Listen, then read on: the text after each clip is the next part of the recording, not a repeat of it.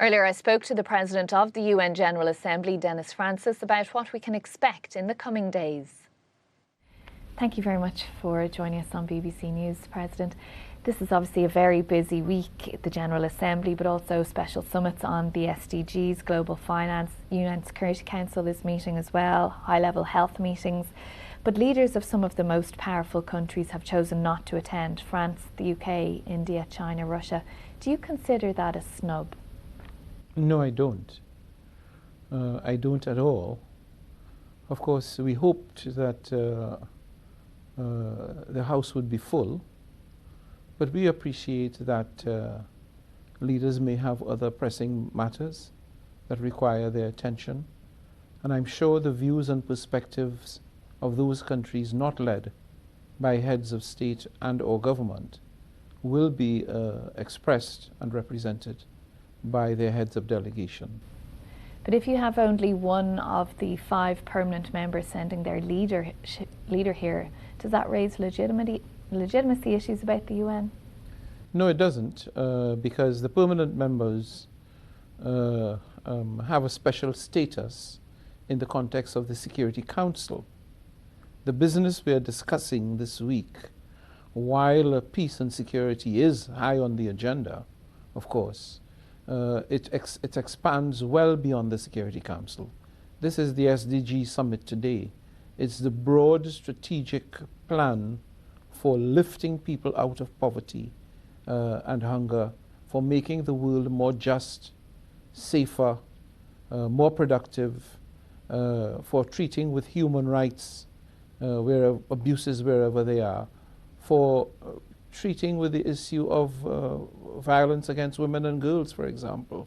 And we'll talk about the Sustainable Development Goals in just 1 minute, but I mean, you mentioned their safety.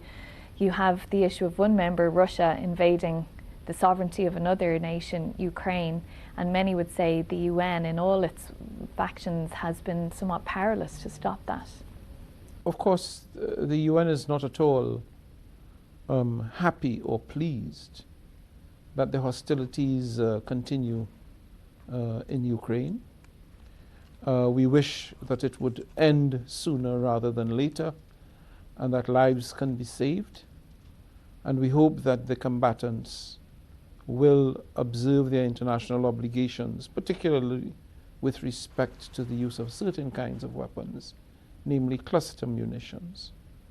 The fact of the matter is that Ukraine, what is going on in Ukraine, will continue for some time. We do not know when it will end. As I said, we hope it's sooner rather than later. However, while that is taking place, the international community, as constituted in the UN, must focus on other compelling issues that require attention on the part of the international community. Things like international debt, climate change, climate finance, the health issues that have come to the surface in the context of COVID-19, which incidentally we should remind ourselves is not yet over.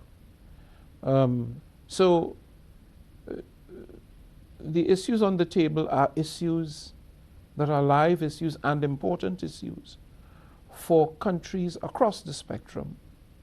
And they will bring that energy and dynamism to the discussion, hopefully in a manner that will create the positive outcomes that we need. Another region where there has been a lot of conflict this year is Africa. We've seen coups in Gabon, Niger, Sudan. Would you like to see a permanent seat at the Security Council for a nation from Africa? Those are matters that are within the realm of the membership. Of course I have views, personal views, but it is not the proper role of the President of the General Assembly to seek to impose his or her views on the House. Those conflicts and many others have resulted in a lot of displaced persons. Yes. In Sudan alone, an estimated 4 million people. What do you say to those countries, those member countries, who are taking an increasingly hard line against migrants? That is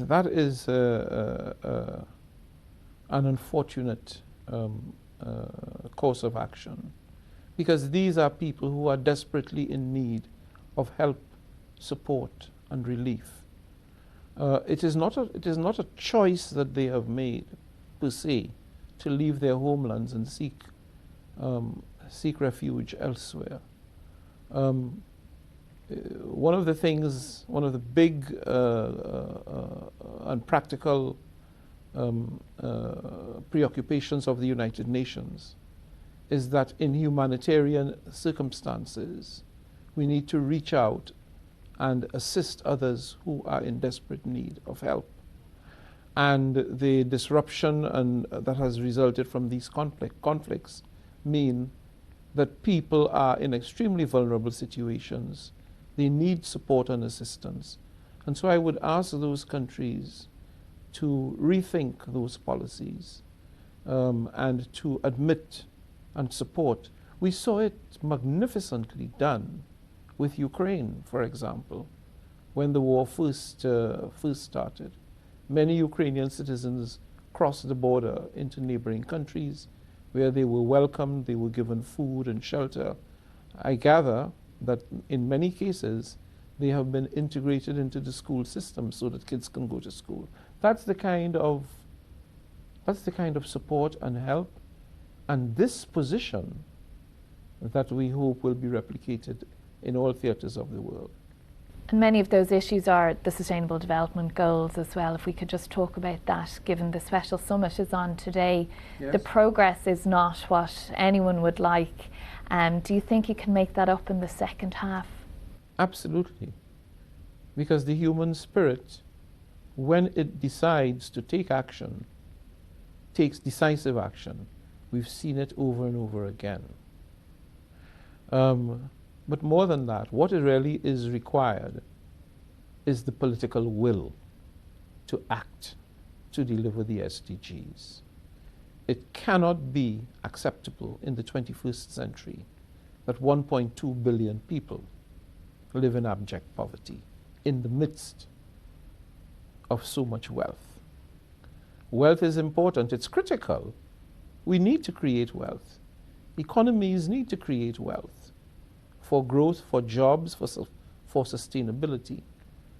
But we also need to bring people who are in the margins, the forgotten, those without voices, into the system so that they have a stake in it and so that their lives can be improved and the lives of their children can be improved.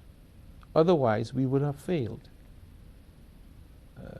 Sustainability, therefore, becomes an extremely critical dimension of the work and the vision that the United Nations has for development. That is why it's called the Sustainable Development Goals. And how would you describe the challenge that lies ahead now in the second half? Well, the challenge, as I said, political will is top of the agenda. The international community needs to show solidarity. Are there specific areas, though, that are particularly problematic? I think there are. Education is one. And as I've said before, education is one of the great liberators. It allows people to move up the social ladder. It expands the minds of people, allows them to be able to function at a very sophisticated level based on their own ambitions and the quality of life they would like to live. So education is a challenge because in many parts of the world, access and quality education is not available for young people, for children. And in some parts of the world, in addition, girls are denied their rights to an education. This is a fundamental human right. It is therefore not something that should exist. And that's why it's an important dimension of the agenda for 2030. Great. Well, on that note, we leave it there because I know you are under time and pressure, and we do appreciate you speaking to us. Thank you very much. Not at all. My pleasure. Thank you. Thank you for having me.